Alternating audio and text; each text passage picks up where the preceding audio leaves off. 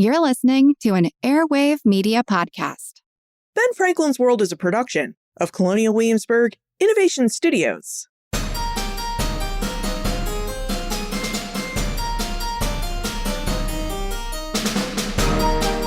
Hello, and welcome to Ben Franklin's World Revisited, a series of classic episodes that bring fresh perspective to our latest episodes and add deeper connections to our understanding of early American history.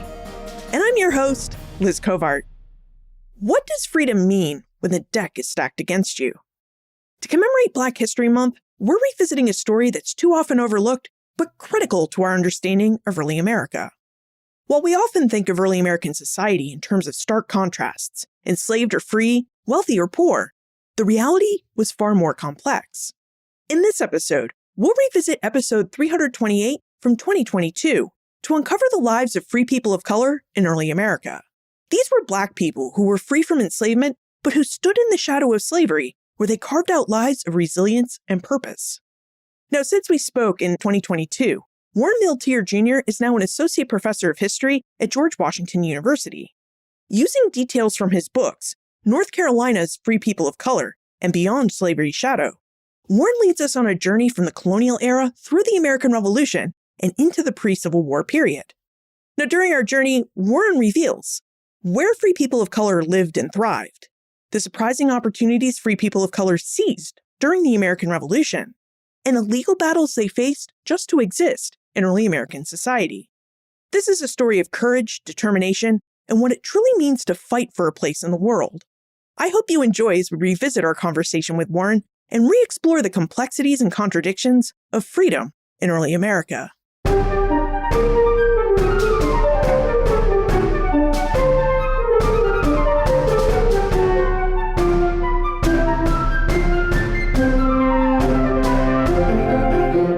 Our guest is an assistant professor of history at the University of North Carolina at Greensboro.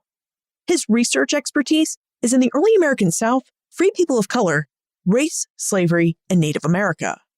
He's the author of numerous articles and 2 books, North Carolina's Free People of Color, 1715 to 1885, and Beyond Slavery's Shadow, Free People of Color in the South. Welcome to Ben Franklin's World, Warren Milteer Jr. Thank you for having me. So, Warren, I wonder if we could begin with a little myth busting. It seems that many Americans assume that before the Civil War, in that antebellum period, free people of color lived in northern free states, while all enslaved people in the United States lived in southern slave states. Could you help us better understand the reality of where free people of color actually lived in early America and what freedom meant in different parts of the young United States? Yeah, so free people of color were located in both the North and the South from the colonial period all the way through the Civil War. We don't really know exactly how many free people of color were in the colonies during that period, but by the time we get to the Civil War era, the majority of free people of color are living in the South and not in the North, which, like you said, I don't think a lot of people are aware of. And they're spread across the region. As far as the South goes, there are large populations of free people of color in places like Maryland and Virginia, North Carolina. But then you also have significant populations of free people of color in Pennsylvania, New York, later Ohio as well. Now, before we really dig into the lives and experiences of free people of color, most of whom lived in the South, I wonder if we could talk about the term free people of color, because this is a term you use in both of your books, North Carolina's Free People of Color and Beyond Slavery's Shadow. And I wonder if you could define that term for us and tell us who early Americans thought of as a free person of color. Well, I think one thing I try to emphasize in both books is the diversity of free people of color. I think that many people don't know what free people of color means, but also there are people who have seen the term or are somewhat familiar with the term, but don't recognize how different many of the people were who fell under this category of free people of color. And part of that is ancestral diversity. I mean, there is a wide range of ancestries people who end up being categorized as free people of color, I discussed the fact that this term could include both people of African descent as well as people of Native American descent. And so you have some people who may be one or the other. Many people have both ancestries. And then on top of that, there are a few free people of color who also seem to have had some connection to Asia, specifically South Asian areas that we would probably think of as India today. And so I think that diversity, recognizing that diversity is very important because it tells us a lot about the story of people of African descent and how it's more complicated than just the story of enslavement, but also it says something about Native American history and the fact that the lives of Native American people in the South and also in the United States more broadly went in a variety of different directions. All people who were of Native American ancestry ultimately were not categorized as Indians, which is something that a lot of people don't think about. And then also going on with that diversity is, again, the importance of economic diversity amongst free people of color and how that determined their lives. But that's something that I really want people to take away from my work, is to recognize that free people of color had diverse lives, different lives that often were controlled by how wealthy they were or how poor they were. And it impacted their lives in that time and potentially impacts the lives of their descendants in the present. You've told us that free people of color really encompasses a broad range of peoples with different ancestries. And I wonder why you think it is that we've mostly come to understand free people of color as meaning free Black people instead of this great diversity that you just told us about. Probably some of that just comes from assumptions that we make based on how terms such as colored were used in the 20th century. I think that most people strongly associate the term colored in the 20th century with people of African descent.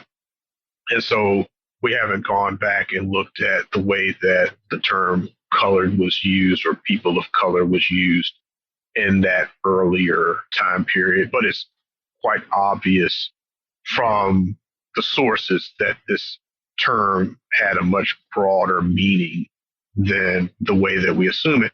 And to some extent, it makes sense because we see how the term people of color is used in the 21st century. And in many cases, it is a term that encompasses people of a variety of different backgrounds, which is clearly connected to how it was used originally in an earlier period. Okay, so you mentioned at the outset that by the Civil War, most free people of color actually live in the South and not in northern cities.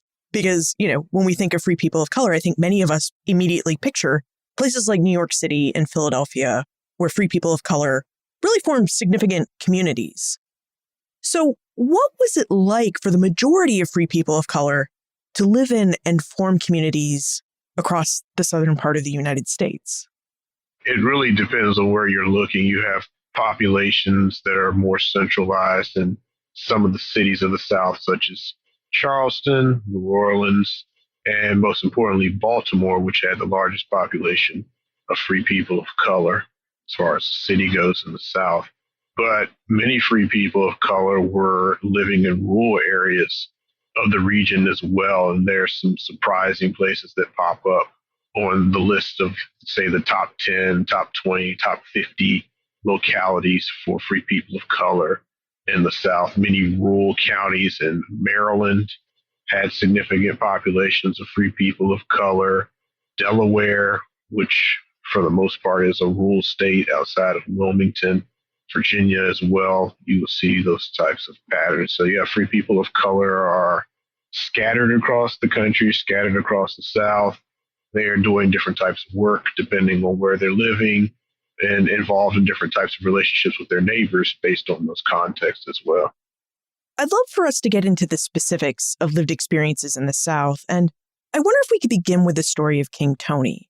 Now, in Beyond Slavery's Shadow, one of your two books, Warren, you shared the story of King Tony, who was a free person of color who happened to live in Virginia during the 17th century. Would you tell us about King Tony and about his life as a free person of color living in colonial Virginia? Yeah, so King Tony, as you said, was living in Virginia in the late 17th century, specifically in Northampton County, Virginia, which is on Virginia's eastern shore. And that particular area has received significant attention from historians, for one, because the records are relatively good, and two, because you do have this early population of free people of color in that community. And so King Tony is one of several free people of color in Northampton County. He's a landowner. He wrote a will, so that's how we know about him and his family connections. He left property to his family upon his death. So that's basically what we know is we know this larger context that he's living in with other free people of color, and also that he was a property owning person at a time when we wouldn't necessarily imagine to find people of color owning land and being able to pass it down to their families for generations to come. Is there any evidence that you were able to find on whether King Tony's ability to pass down land to his family helped secure the free status of his family going forward into the 18th and early 19th centuries?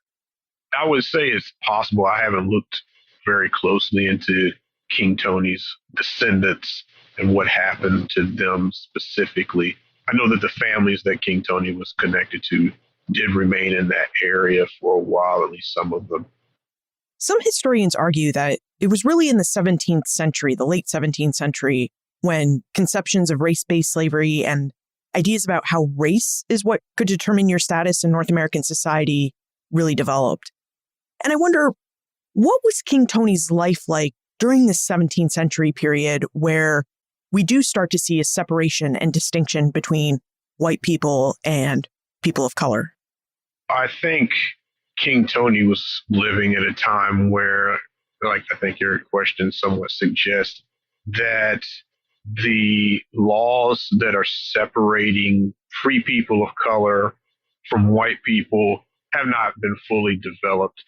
Now, there's definitely a conception of slavery, and there are many people of African descent already enslaved in the community where King Tony lived. The majority of them would have been enslaved. But at the same time, there is some flexibility, some respect to the fact that King Tony is a free person and that being a free person means something distinct from being an enslaved person. And so I think he would have been able to benefit from that distinction. And on top of that, I mean, King Tony is a man. And so there are certain rules that would have applied to women, especially poor women, that didn't apply to King Tony.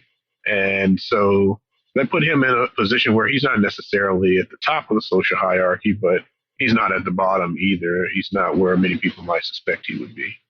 Now, moving forward from the late 17th century, I'd like for us to visit the mid to late 18th century and talk about the American Revolution.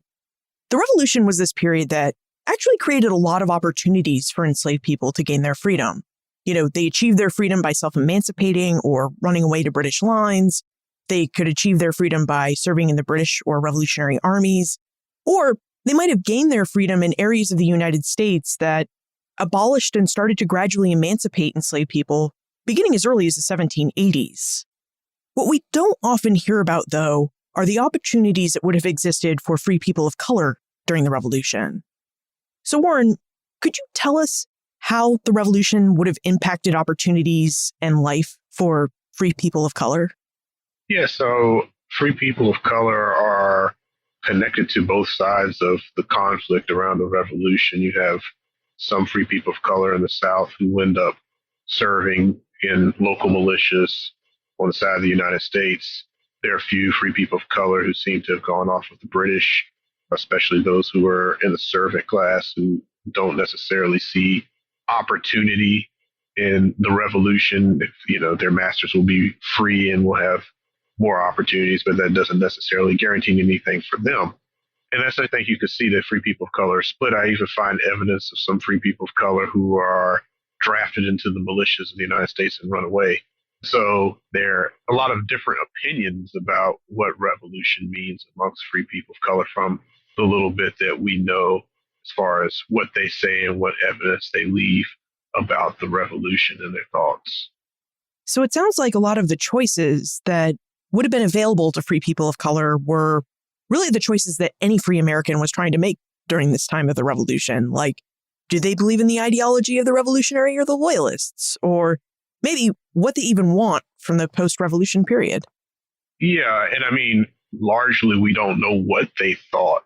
There are a couple of examples where people will sign loyalty oaths to the United States and things of that nature. But for the average person, we really don't know what the average free person of color thought about the revolution. Many free people of color are not well to do. They're not literate, so they're not leaving us documents to tell us what they think. And because they are people of lower station as far as the social hierarchy is concerned, that puts them in a different position than, say, the characters that we often think about when we think of the American Revolution. That's a really interesting point, that we can't often know what free people of color thought about the revolution or presumably other events in history because they were often illiterate, or they just didn't have documents to leave behind, or some archive didn't wish to preserve them because, these weren't seen as people of importance. So how do you, as a historian, Warren, someone who researches free people of color, get at the stories of King Tony and other early Americans who are also free people of color? Yeah, so in the case of King Tony and many other people who are probably of a similar class background, I'm looking at wills and deeds and things of that nature, seeing what types of business interactions these people have in the colonial period and trying to get something out of that. Court records are really important in trying to understand what they think, or at least where they fit in the larger society. And sometimes you can get an inkling about a free person of color's opinion based on maybe a court case where they actually have some testimony there. Or, for instance, I'm just thinking about a more famous case of Anthony Johnson from Northampton County, who would have lived around the same time that King Tony was alive. And he was a free person of color who at least enslaved one person. And so we learned that from the court records, and we can kind of extrapolate his thoughts about the process of enslaving other people from that court case, that he at least was willing to do that to one person and didn't necessarily see it as problematic. So in that sense, we can build something there. Or maybe in the case of a poor free person of color, they show up in the records being charged with a variety of different crimes, often having to do with their poverty, such as free women of color would show up in the records being charged with having children out of wedlock, and their children are being born out of wedlock because of the fact that they're not allowed to marry because they're servants. And so we can see in the court records sometimes these struggles over maintaining control over themselves, controlling their children. So that's how I work with those records and try to build a story about their lives and their thoughts to the best of my ability. But I don't want to go too far by taking that evidence that I have and say I know everything about what they're thinking. So as we continue to move further in time here from the Revolutionary period to the early Republic, I wonder if the number of records that we have for free people of color increased and maybe even reveal more information about their lives now that we're moving into the early Republic period or the early United States. So is this the case? Do we see more records and more information for free people of color who lived after the colonial period in the early United States? I would say yes. Overall, the closer we get to the Civil War, the quality of the records in general gets better.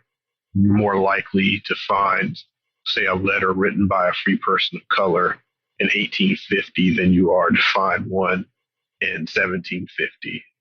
And also it depends on the location that you're looking at. So say the records from French Louisiana often are better in quality and detail than records from South Carolina. Not always, but often that is the case. The court cases, even in the context of, say, French or Spanish Louisiana, are more detailed, often include more references to testimony, so we get the actual voices. of free people of color, but also white people, enslaved people, Native Americans, versus, say, in a place like South Carolina, where the records are overall actually not very good. Colonial North Carolina, especially the early time period of colonial North Carolina, say the 1600s, you're not going to find much of the voices of free people of color in the records. So, yeah, time helps. Now, one of the things that the War for Independence did was that it created an independent United States. It created a new nation.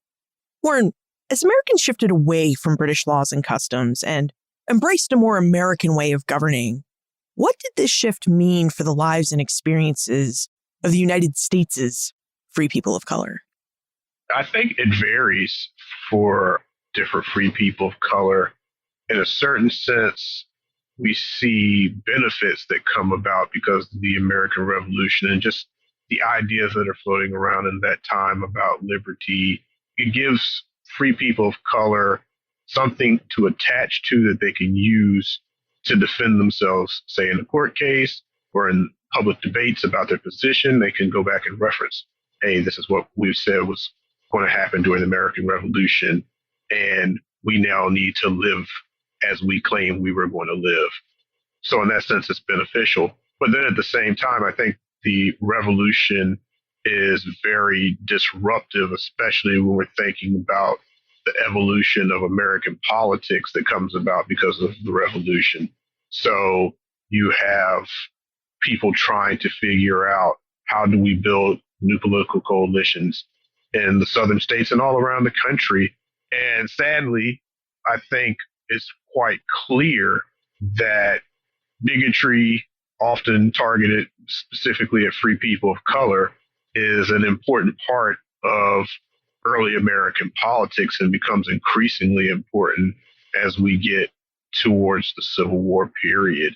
And I don't know if we would see quite the level of development in that politics had the majority of the Southern colonies remained part of Great Britain and under the rule of Great Britain. I think politics and coalition forming in the new United States was really clearly about trying to figure out how the new nation was going to govern itself and how individual states were going to govern themselves. Did you find any evidence where free people of color in the South in particular had any say in politics? Because they were free people of color and presumably taxpayers too. So in this day and age, they would have had a say, but we know that's not always true of the past. Yeah, absolutely. It depends on which state you're looking at. But at different times, free men of color specifically could vote.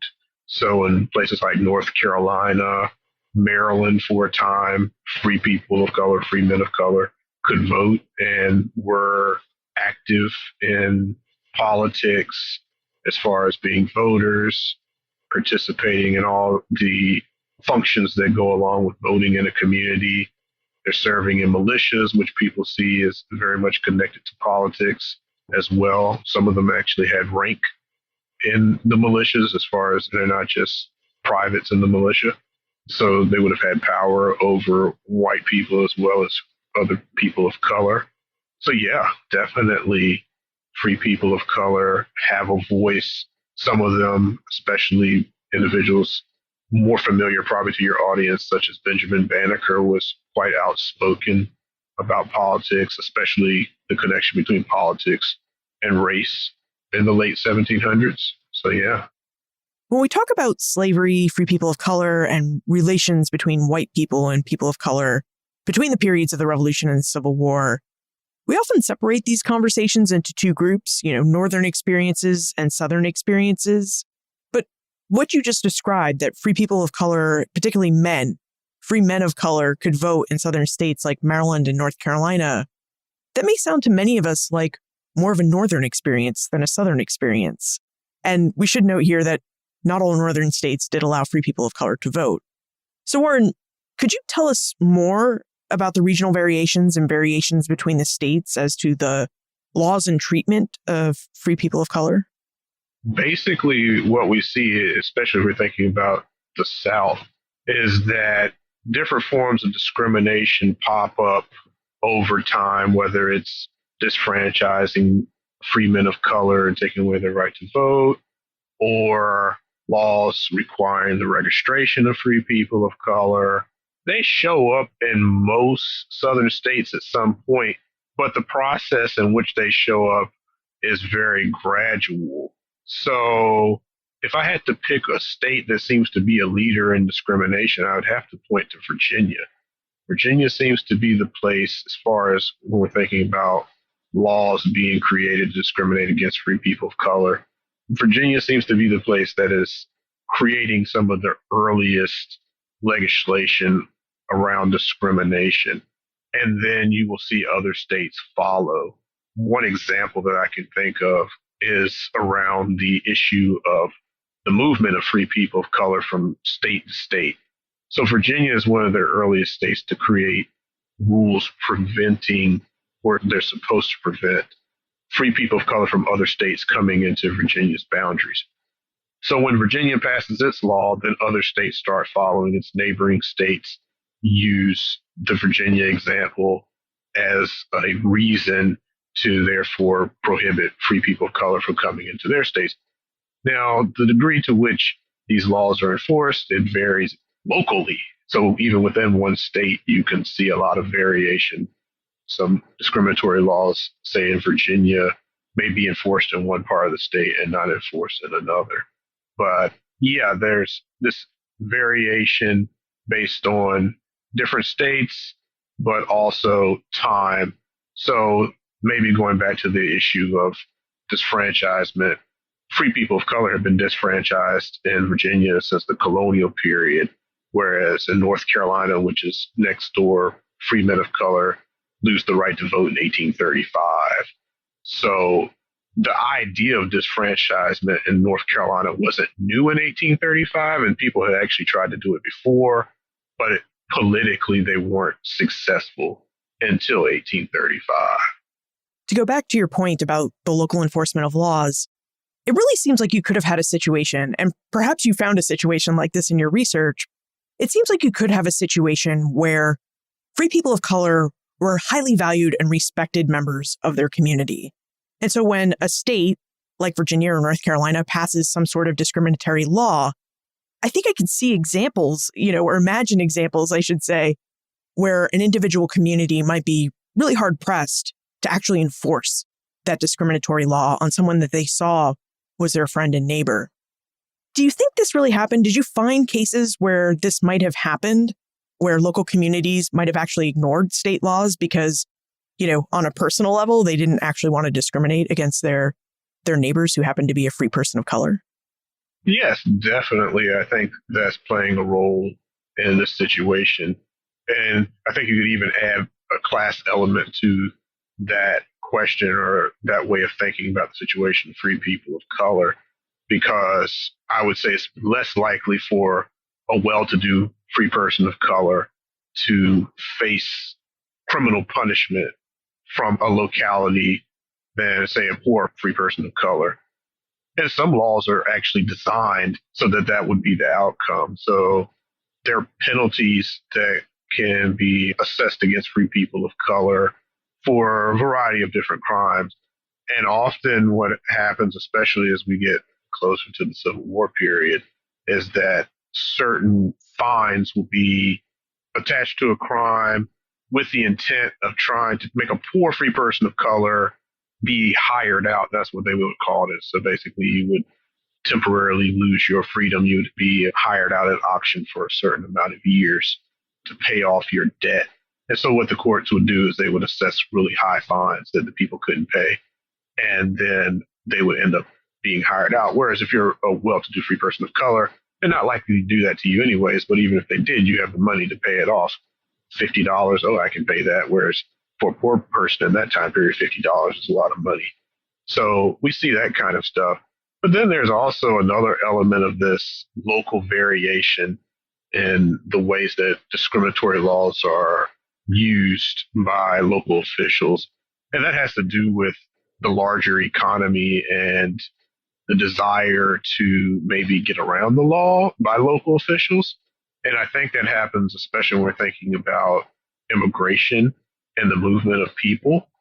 I think there's some entities that want to ignore the rules because they find it financially beneficial to allow free people of color who may be coming in from another state to come and do work because they can pay them less. That's how they're looking at it. Just like what we see with our immigration rules today and how they work. Some people are willing to look the other way and not pay attention because it's financially beneficial to somebody else. As we're on the theme of local and regional variations in the treatment of people of color, there were some states that came into the Union, and particularly into the southern part of the United States, that didn't originate in the British American structure of government.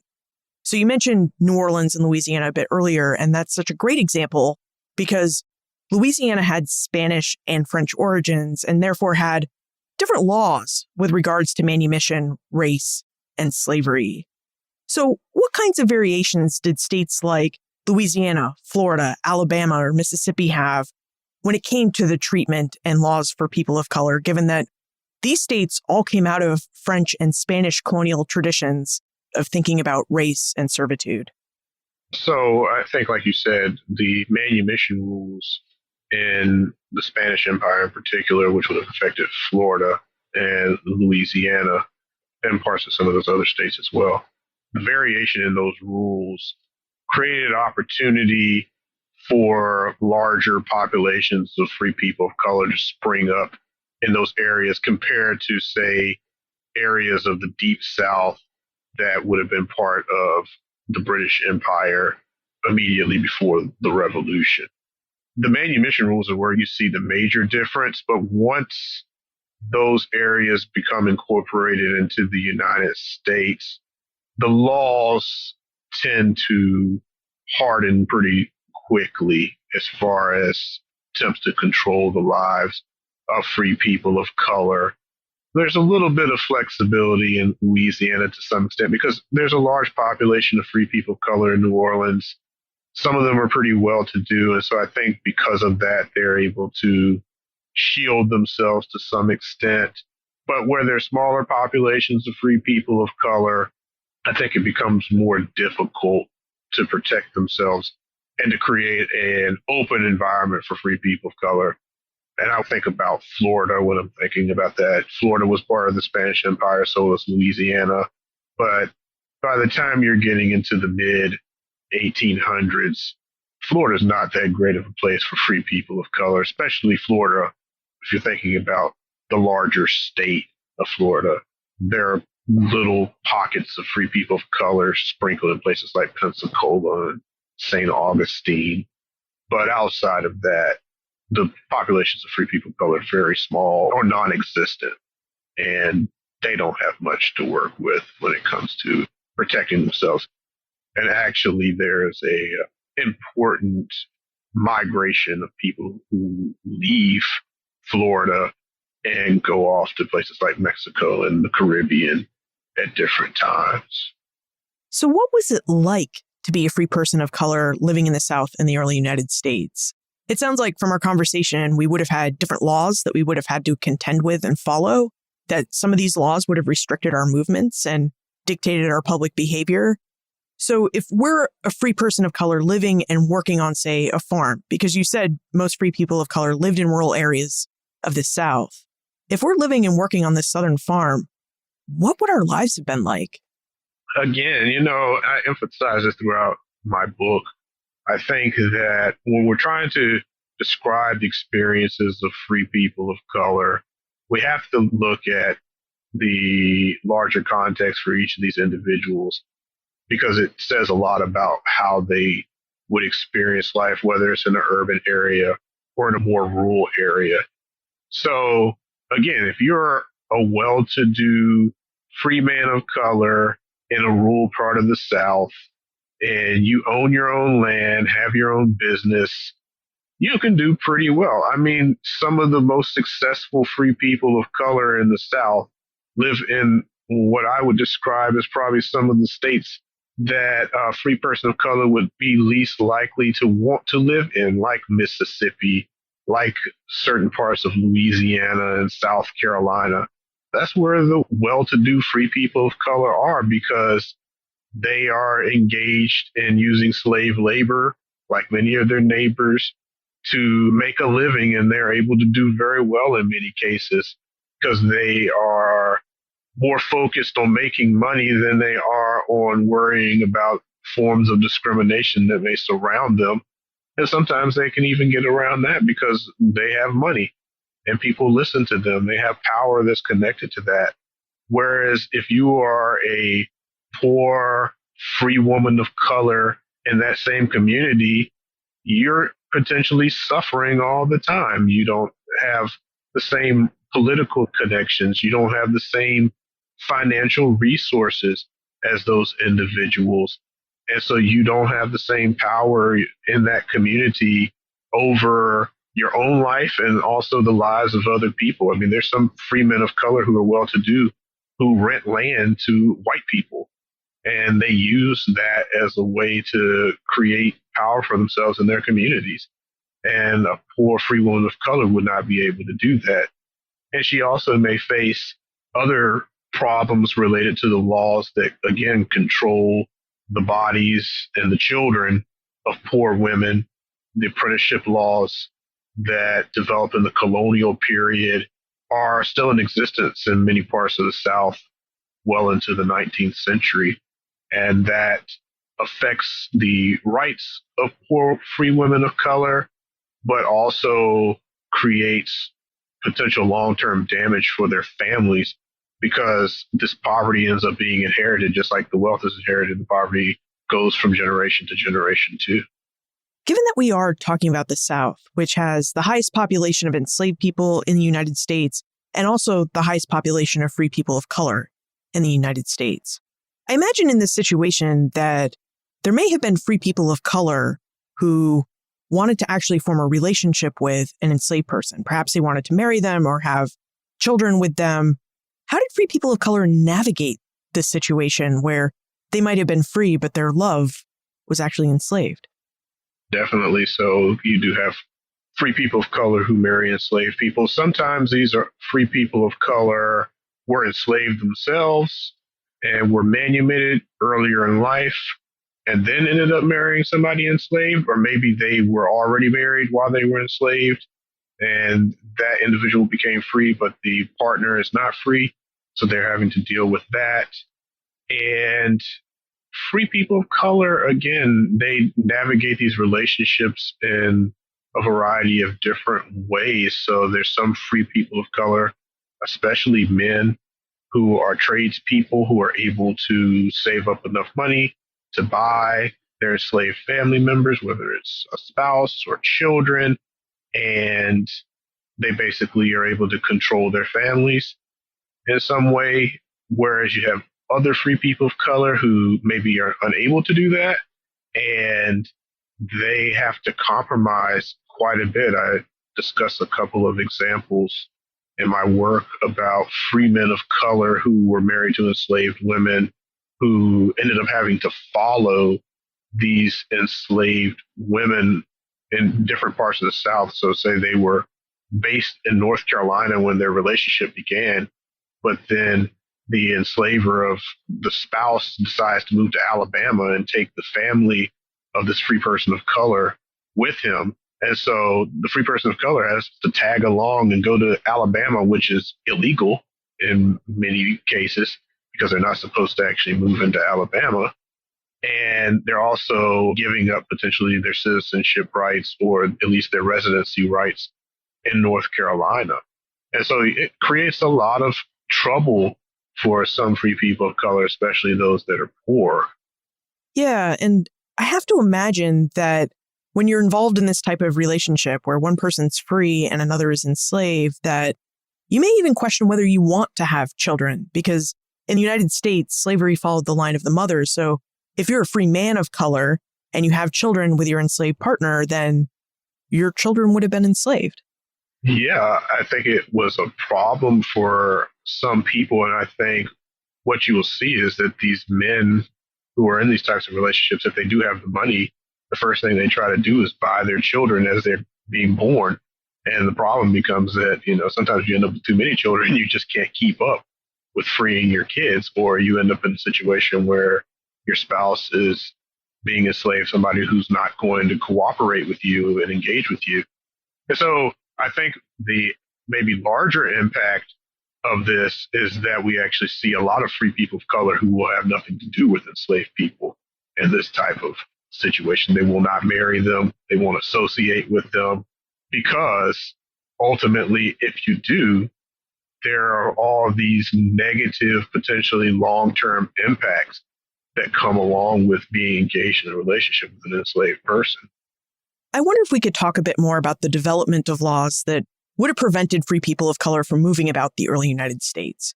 I know you mentioned this earlier, Warren, but there were some states that prohibited free people of color from moving into their states.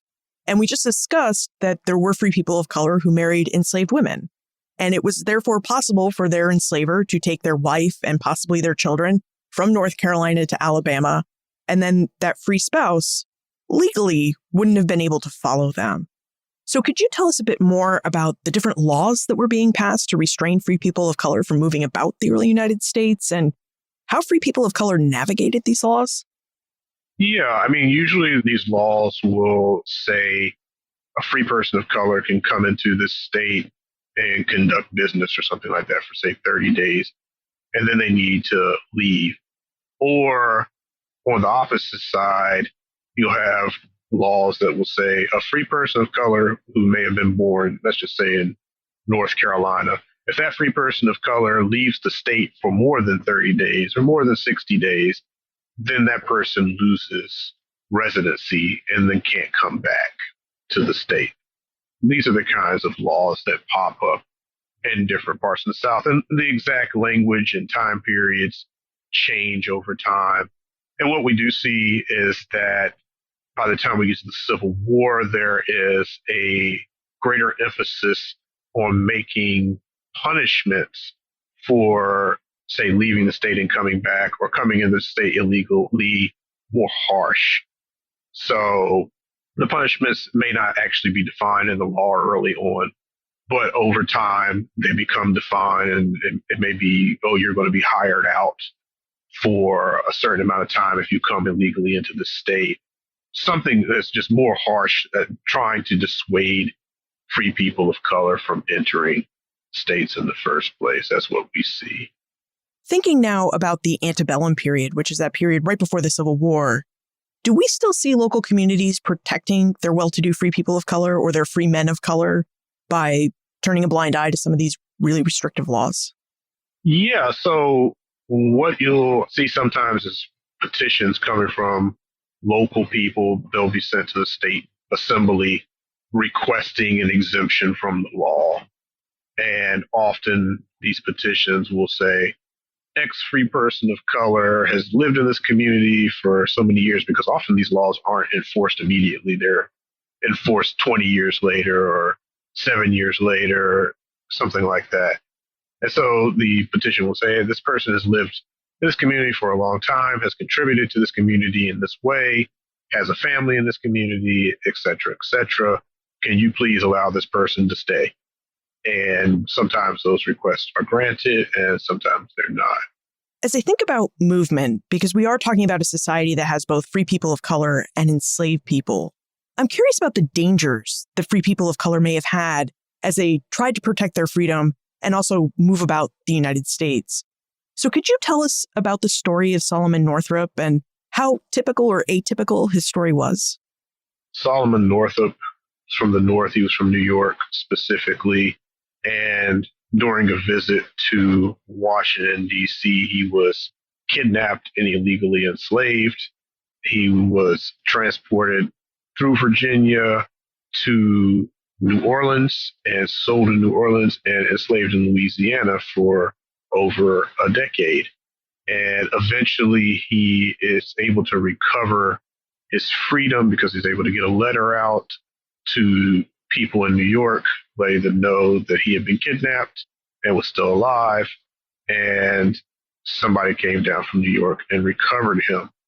And so I would say that the fact that he was recovered is unusual, but his kidnapping was a bit more common, sadly. From the early national period in particular, we see this development in trade in free people of color. And I think part of what's going on is that enslaved people are expensive and free people are free if you can catch one and enslave that person and sell them illegally. And so there are some individuals who are working in the upper South and even in parts of the North, kidnapping free people of color and selling them into bondage. And I would say that from what I can see, we don't have numbers on this because, of course, this trade is illegal, right?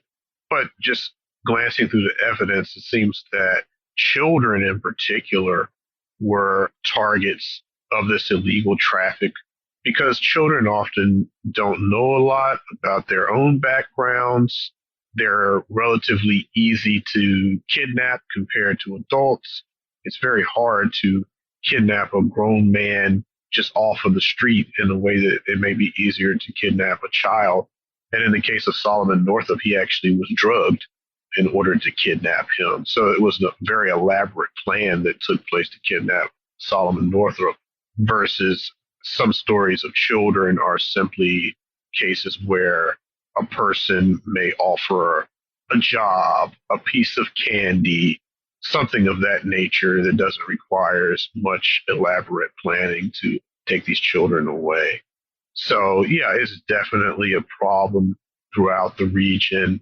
I know looking through governor's papers in different states, I've seen cases that reached governors from maybe one southern state to another claiming that a resident free person of color had been kidnapped and sent to, say, Texas or Louisiana, and the governor of maybe an upper South state is asking for the recovery of this free person of color. So we know that it's going on. There are newspaper ads that relay these stories as well. So it's a problem. And I think in certain ways, Northup's story is common because he did spend quite a long period of time in Louisiana. But at the same time, this story is unique because he was able to write about it after the fact that he was recovered. Leslie wonders how vigilant a free person of color needed to be when it came to kidnappers and being sold into slavery. Would you tell us about the different techniques or tactics free people of color employed to protect their freedom? Again, I think it depends on where you're located. If you're in a city, you're probably in a more dangerous situation than, say, if you're in a rural area, although there are kidnappings that take place in rural areas. And I think part of that is that when you're in a city, there's just so many more strangers. People tend to engage in business with people that they don't know. Whereas in a more rural community, everybody knows everybody to some extent. And so it's just much more difficult to be a kidnapper and come into a rural community and people not be aware that you are in that area and at least be somewhat suspicious of you, ask questions of you. So in that sense, community plays a really important role in protecting free people of color from kidnapping, right? The fact that you know who everybody is in your community to a certain extent helps keep you safe. And often when rural communities are exposed is when there's somebody within the community that is involved in the kidnapping. So I mentioned an example or two where there are individuals from the community who are kidnapping other people, and then they take that individual outside of the community and try to traffic them. And so that's how those free people of color end up in trouble potentially.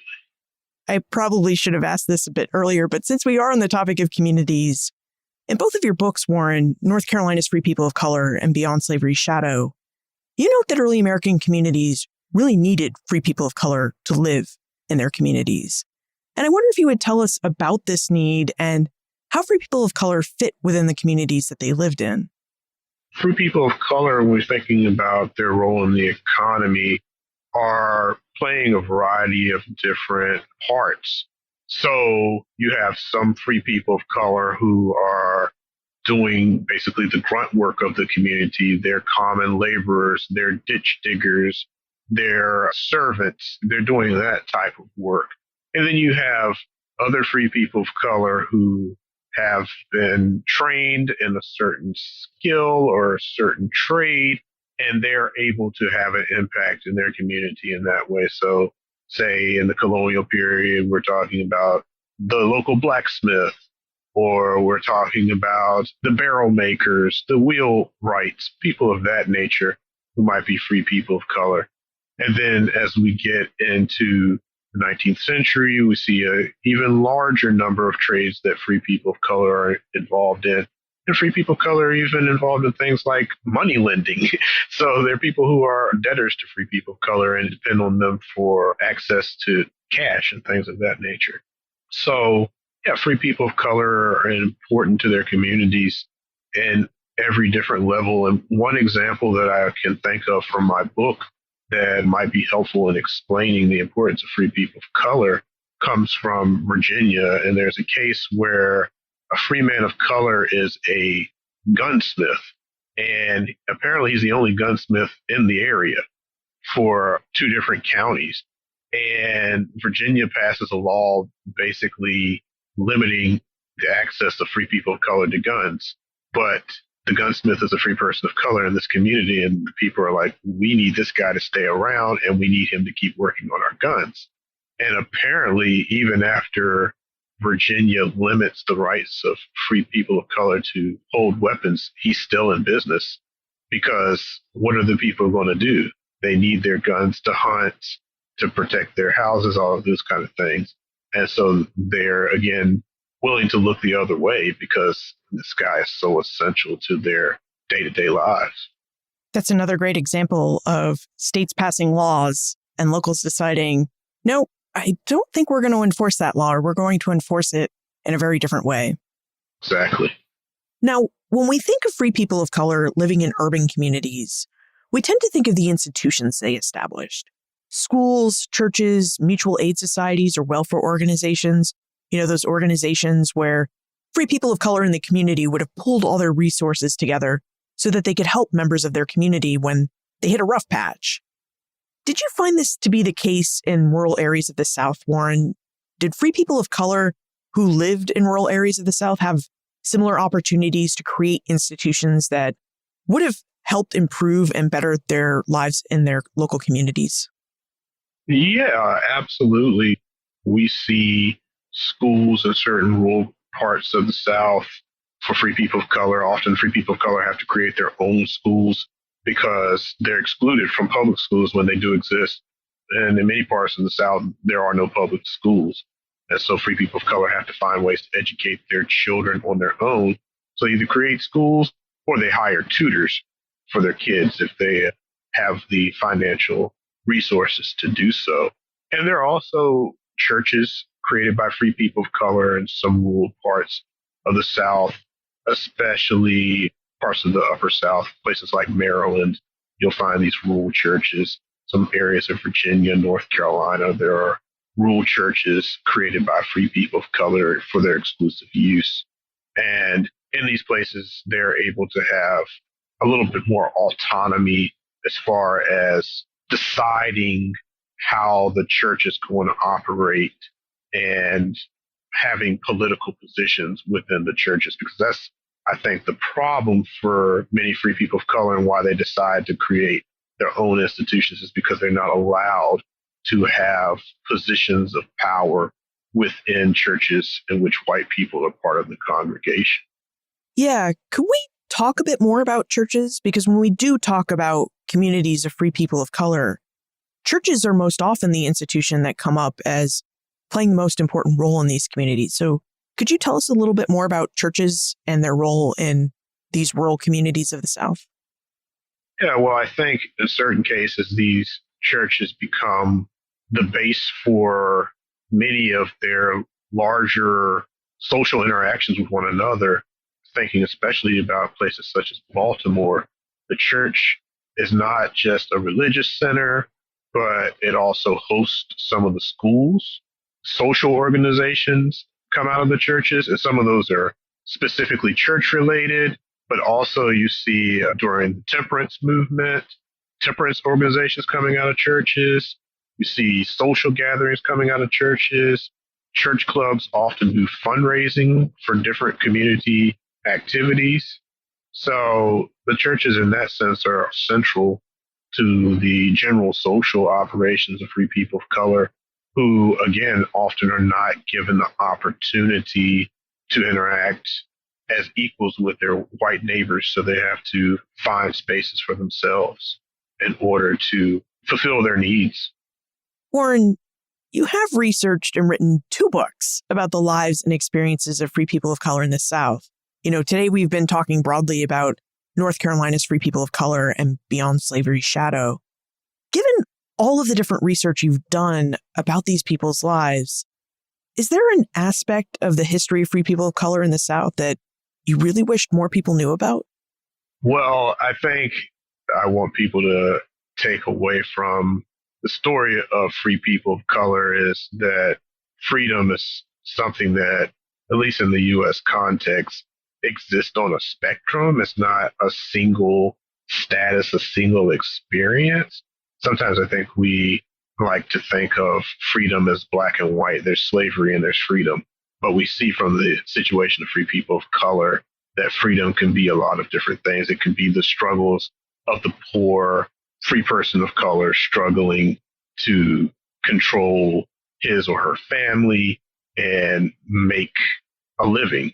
And it also can be the story of the successful free man of color who's a voter in North Carolina and an enslaver as well. All of those experiences fit under freedom, just like our current situation. We have people who are described as free in this country who experience freedom in very different ways.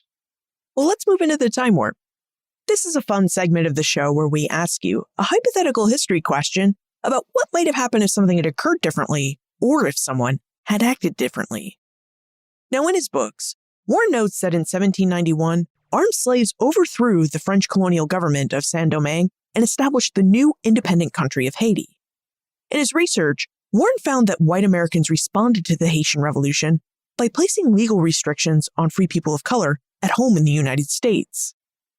Warren, in your opinion, what might have happened if the Haitian Revolution had failed? How might life have been different for the free people of color who lived in the early United States? Well, I think the most obvious difference would be the situation of free people of color in Louisiana. Large percentage of the free people of color in Louisiana came there as a result of the revolution. So it's very possible many of them would not have come. Many of them also came bringing their wealth, including the people they enslaved. So I think it would have totally restructured the economic impact of free people of color in New Orleans and probably in Louisiana as a whole. And I can imagine that that would have led to maybe a faster denigration of their rights in Louisiana than what happened in reality, because they wouldn't have had the social connections necessarily to uphold their status in the way that they were able to, at least at the local level. So I think that's where we see the greater impact. In the rest of the South, I don't know. I mean, there are free people of color who left that region and came to Virginia and South Carolina and Georgia and places like that as well. But they were much smaller in number. And ultimately, I don't think that it would have had a significant impact. But again, who really knows? Because as far as the way that I focus on the revolution in the context of the more broader South, the revolution is being used by politicians as a way to restrict the movement of free people of color. And I think at the end of the day, those restrictions would have appeared, whether it appeared in the 1790s or later in the 19th century. I think they would have come about and been strengthened, because what I try to explain is that politicians often come up with ways to discriminate against free people of color, but they need the right opportunity to implement those restrictions. And so the revolution ultimately becomes a opportunity for them to implement ideas that they probably had before the revolution took place. So what's next for you, Warren? Have you started a new research project yet? Or are you still thinking about working on free people of color in the South? I'm still working on that. I'm thinking that I'll probably continue looking at the lives of free people of color. There's, I think, a lot to uncover, especially making some of these connections between the experiences of free people of color in the South and those in the North, getting a better understanding of the development of discrimination against free people of color in both regions and how those forms of discrimination may be connected or not connected. So I think that I will probably go into some of that in the future, but I'm still thinking. And how can we get in touch with you if we have more questions? Well, you can find me on Twitter at WE_Miltier. I'm also have a website, warrenmiltier.com, and you can find more about me and my work there. Warren Miltier Jr., thank you for joining us and for providing us with an overview of the experiences of free people of color in the early United States and in the early American South. Thank you so much for having me. Freedom is not a black and white concept.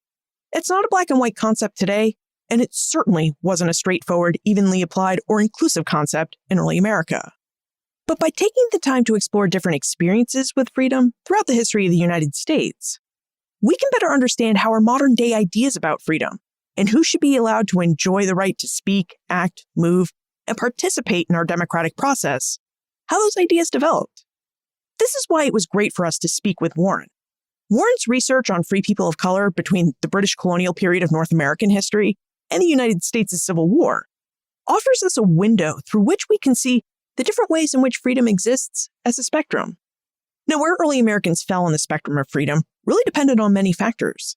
As Warren mentioned, a person's race, gender, wealth, trade skills, and whether they own land and enslave people all played a big role in determining someone's freedom and their place within their community. Take the example Warren shared with us of the Virginia gunsmith. The gunsmith was a free man of color, and his knowledge and skill as a maker and fixer of firearms was seen as so valuable that when the state of Virginia passed a law to prohibit people of color from owning, bearing, or handling firearms, the gunsmith's community said, "No way, we're not going to follow and enforce this law. Our gunsmith is just too important and too respected by our community to enforce that restriction." And this flexibility in the application of laws is something that came up again and again throughout our conversation with Warren. If a community really respected a free person of color as a member of their community, then that community often shied away from enforcing laws that tended to discriminate and limit the freedoms of those valued free people of color. Now, while variation and flexibility certainly existed in local law enforcement, we shouldn't forget that bigotry and discrimination lived everywhere in the early United States. No one ever had as many rights as elite white men. But being able to see that there was flexibility in the application of laws and freedom really allows us to see and better understand the complexity and varied experiences that all sorts of Americans had with freedom. You'll find information about Warren, his 2 books, North Carolina's Free People of Color and Beyond Slavery's Shadow, plus notes and links for everything we talked about today, all in the show notes page. BenFranklin'sWorld.com/328. Production assistance for this podcast comes from Morgan McCullough. Breakmaster Cylinder composed our custom theme music. This podcast is part of the Airwave Media Podcast Network. To discover and listen to their other podcasts, visit airwavemedia.com. Ben Franklin's World is a production of Colonial Williamsburg Innovation Studios.